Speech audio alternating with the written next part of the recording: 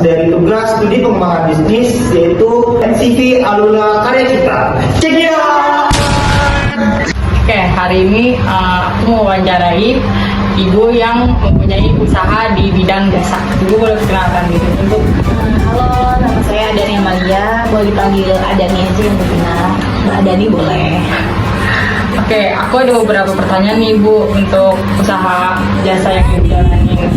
Oke, yang pertama itu apa nama brand atau usaha yang ibu jalanin sekarang? Nama usaha kami namanya CV Alula Karya Cipta. Selanjutnya apa saja jenis layanan utama yang ditawarkan, misal desain interior, renovasi, pembangunan rumah atau lainnya? Kalau jasa yang kita berikan itu untuk customer itu ada mulai dari desain gambarnya, dari pembuatan NAB atau perencanaan anggaran biayanya, sampai pengerjaan dari nol maupun renovasi itu bisa kita kerjakan semua. Oh, jadi yang pesan jasa itu kayak 5 saja? Itu bisa, jadi misalkan dia sama sekali belum ada bayangan gambar nih, bayangan desain, misalnya dia mau bangun ide ya? Misalnya dia mau bangun rumah tapi belum ada bayangan dia mau seperti apa, itu bisa konsultasi dari kita dari nol sampai ke akhir, sampai selesai itu bisa kita bantu semua. Oke, selanjutnya itu siapa target pasar utama dari bisnis ini? Apakah perorangan, perusahaan, atau instansi tertentu? Kalau target utamanya sih sementara paling banyak sebenarnya perorangan target utamanya. Cuma kadang kita di beberapa klien kita juga ada yang perusahaan. Cuma untuk target utamanya sih perorangan. Kalau seringnya perorangan. Lebih banyaknya perorangan. Oke, sekarang apa keunggulan atau ciri khas yang membedakan CV Alula sama perusahaan kontraktor lainnya?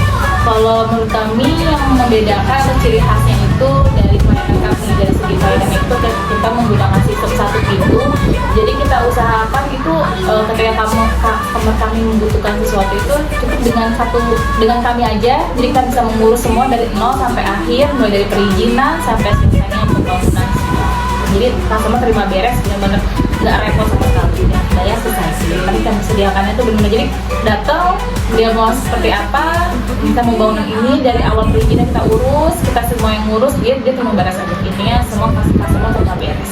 Oke, terus bagaimana cara perusahaan menjaga kualitas hasil kerja dan kepuasan klien? Kita menjaganya terutamanya itu dari bahan bangunan yang kita gunakan. Dari materialnya kita punya standar sendiri, jadi benar-benar yang premium. Kita nggak mau menggunakan bahan bangunan yang murah atau tidak berkualitas.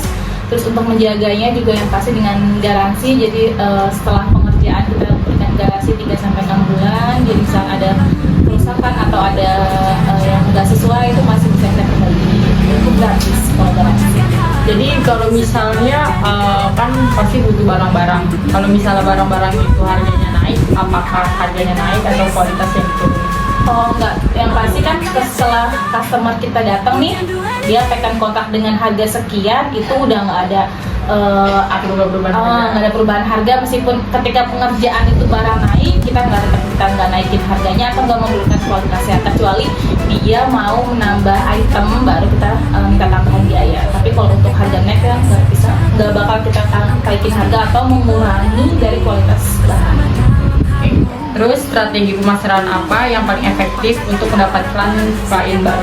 Kalau strategi pemasaran itu yang paling penting sih emang sekarang pasti sosial media ya, itu udah pasti banget yang sekarang kita punya Instagram, kita punya TikTok, kita punya YouTube juga, YouTube channel, jadi semuanya kita punya sosial media. Dan yang pasti sih kalau perusahaan di bidang jasa, perusahaan itu dari mulut ke mulut itu salah satu strategi marketing yang penting juga. Jadi kita utamakan kepuasan pelanggan. Jadi ketika customer sudah sangat puas, mereka bisa merekomendasikan ke teman, saudara, atau kolega-kolega mereka. Jadi dari situ kita bisa mendapatkan klien-klien baru lagi. Bagaimana cara perusahaan membangun kepercayaan dengan calon pelanggan? Kepercayaannya pasti kalau kita dari kontrak ya, karena kan juga dari sistem kontrak itu sudah tertera semua item yang sangat dibutuhkan. Jadi misalkan ada komplain, dia bisa melihat dari kembali ke kontraknya itu sesuai apa enggak, dan dari kita menjaga kualitas sesuai dengan apa yang kita buat kontrak di situ, kita jaga kualitasnya, jadi bahan bangunnya tetap kualitas premium, jadi customer juga nggak kecewa. Yang pasti kualitas bahan bangunannya dijaga. kualitasnya yang paling dijaga banget ya. Terus dalam menghadapi pesaing dengan kontraktor lainnya, strategi apa yang digunakan agar tetap unggul? Strateginya ya dari bahan bangunan yang berkualitas ya, kita jaga bahan bangunan berkualitas dan sebutkan garansi juga. Dan yang pasti kalau dari SMP Awal kita, jika dia butuh jasa bangunan itu kalau cuma jasa kita kan menahan biaya, tapi kalau setelah pengerjaannya itu menggunakan jasa kita gratiskan jasa desain gambarnya. Apakah perusahaan melakukan kolaborasi dengan pihak lain seperti supplier atau desainer independen? Kalau untuk kolaborasi ada beberapa kolaborasi dengan misalkan dari furniture baik dari kayu ataupun misalkan penggunaan aluminium, kita biasa ada kolaborasi. Tapi kalau untuk desain itu dari pihak kami sendiri. Terus ada strategi pertumbuhan apa yang sedang diterapkan oleh CV Alula Karya Cipta, misalnya kayak market development atau product development? Kalau strategi yang kita lagi bangun untuk saat ini sih sepertinya market development juga ya, karena market development itu kita kebetulan untuk website kita belum ada, jadi mungkin strateginya akan kita pakai penggunaan website, terus juga bisa memperkuat dari identitas teknologi ya. Jadi misalkan mungkin ke depannya kita bisa, saya sih berharapnya ke depannya kita bisa mengikuti dengan identitas teknologi, memiliki ciri khas sendiri. Kita tuh mau desainnya ke arah mana, jadi ada ciri khas, oh ini Alula Karya Cipta tuh desainnya misalkan minimalis, minimalis modern, kita pengennya memperkuat ke situ gitu. Terus sama mungkin lebih aktif di sosial medianya juga lebih diaktifkan lagi. Sekarang mengapa strategi tersebut dianggap tepat untuk bisnis ini? Menurut saya itu karena mengikuti perkembangan zaman yang sekarang juga semakin maju, dan manusia cara berpikir juga semakin maju dan semakin ingin lebih praktis. Jadi otomatis maunya nggak repot, sekali transaksi udah menyelesaikan semua kebutuhannya. Itu sih menurut saya tepat sampai di sini. Terus inovasi apa yang sedang atau yang akan dikembangkan dalam waktu dekat, misalnya penggunaan teknologi desain digital, sistem konsultasi online, dan lain-lain? Kalau untuk inovasinya mungkin kita kedepannya menggunakan sistem digital ya, atau metode konstruksi yang semakin mengikuti perkembangan zaman, metode konstruksi yang lebih baru lagi, lebih yang pasti kita mengikuti terus berkembang, intinya sih kayak gitu. Oke, sekarang inovasi apa yang sedang atau dikembangkan dalam waktu dekat, misal penggunaan teknologi desain digital atau sistem konsultasi online, dan lain-lain? Kalau untuk kedepannya inovasinya mungkin kita akan lebih sering menggunakan inovasi yang sistemnya digital yang mengikuti perkembangan zaman, atau misalkan desain yang mengikuti dengan yang lebih maju lagi, juga menggunakan alat-alat yang lebih modern lagi, proper gitu. Ya, jadi lebih efisien dalam pengerjaan. Contoh dari teknologi yang sering dipakai?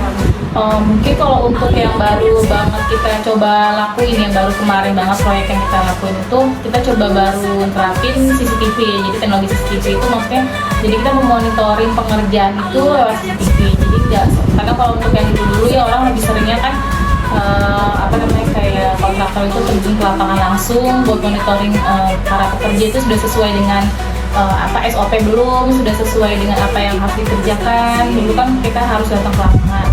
CCTV sekarang dengan teknologi terbaru ini mungkin sudah lama ya CCTV, cuma maksudnya kita lakukan itu, jadi lebih praktis, lebih juga efisien. Jadi kita nggak perlu harus mantau ke lapangan langsung, kita bisa lewat handphone, jadi kita bisa sambil mengerjakan proyek yang lainnya lagi. Oh, jadi progresnya itu dipantau dari rumah juga bisa, tanpa harus ke tempatnya. Iya betul, jadi kita bisa pantau lewat handphone. Terus apa harapan dan visi jangka panjang untuk CV Alula? Kalau untuk harapannya yang pasti kita pengennya bisa punya kantor sendiri. Ini kan kebetulan bangunannya masih satu bangunan dengan rumah tinggal kami. Jadi berharapnya bisa punya kantor sendiri tanpa gabung sama rumah tinggal. Terus punya cabang lebih banyak lagi, karena kan kalau untuk saat ini masih di Jabodetabek. Semoga bisa satu Pulau Jawa atau mungkin bisa satu Indonesia bahkan ya. Amin. Mungkin bisa luar negeri. Bisa buka ini ya, peluang kerja. Iya, mudah-mudahan jadi semakin banyak karyawannya, semakin banyak pekerja yang kita pekerjakan baik di lapangan maupun di kantor. Cuma karyawan Gen Z ya? pastinya pengennya ya itu salah satu harapan juga sih saya, termasuk saya pribadi, pengennya itu punya karyawan Genzi yang bisa nge-handle marketing untuk sosial media terutama, karena kan biasanya Genzi itu lebih ngerti, lebih kreatif, lebih inovatif. Jadi pengennya itu bisa punya karyawan Genzi yang benar fokus buat di bidang marketing itu sih, mudah-mudahan bisa terlaksana sih. Terus apa pesan atau saran yang ingin Ibu sampaikan bagi mahasiswa yang ingin berkarir di bidang desain dan kontraktor? Kalau untuk saran saya, kalau yang kita sudah dijalani selama ini sih untuk para mahasiswa ya, karena kan kalau mahasiswa itu kan baru belajar teori. Untuk kedepannya mungkin sarannya tahap-tahapnya ya, mungkin dia bisa bekerja dulu, coba terjun di lapangan di bidang konstruksi, misalkan dia kerja di kontraktor, kalau bisa kontraktor yang besar, jadi pengalamannya lebih banyak, lebih besar, jangkauannya lebih luas. Setelah mengerti tentang pekerjaan lapangan, jadi kan dia udah punya nih teori, punya basic, lapangan paham. Nah itu baru kita pelan-pelan bisa coba buka usaha sendiri atau mungkin dari kolaborasi dulu dengan kontraktor lain. Setelah itu sudah berjalan cukup lama, sudah memahami bidang konstruksi ini, dan baru bisa usaha sendiri. Karena kalau menurut saya di bidang konstruksi ini nggak bisa langsung dari kuliah terus mengerti teori langsung buka perusahaan kontraktor konstruksi, karena itu benar-benar harus mengerti lapangannya juga, harus paham lapangan sih intinya.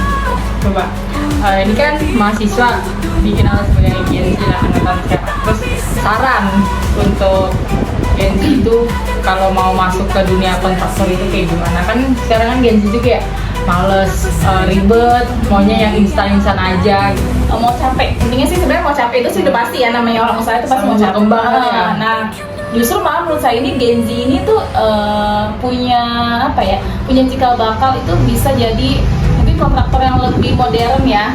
Nah itu coba deh terapin tuh inovasi-inovasi kalian di era sekarang, coba terapin di, mungkin kan kalau kontraktor itu emang jarang banget yang Genzi ya, menurut saya jarang banget tuh, pasti banyak kan orang-orang yang udah lama, orang-orang yang udah bahkan gen-gen milenial atau gen X malahan. Nah coba deh, menurut saya Genzi gimana terapin deh inovasi kalian ke bidang kontraktor kan, karena kalau menurut saya Genzi itu emang lebih seringnya di desain ya, kayaknya jarang deh yang ambil kontraktor.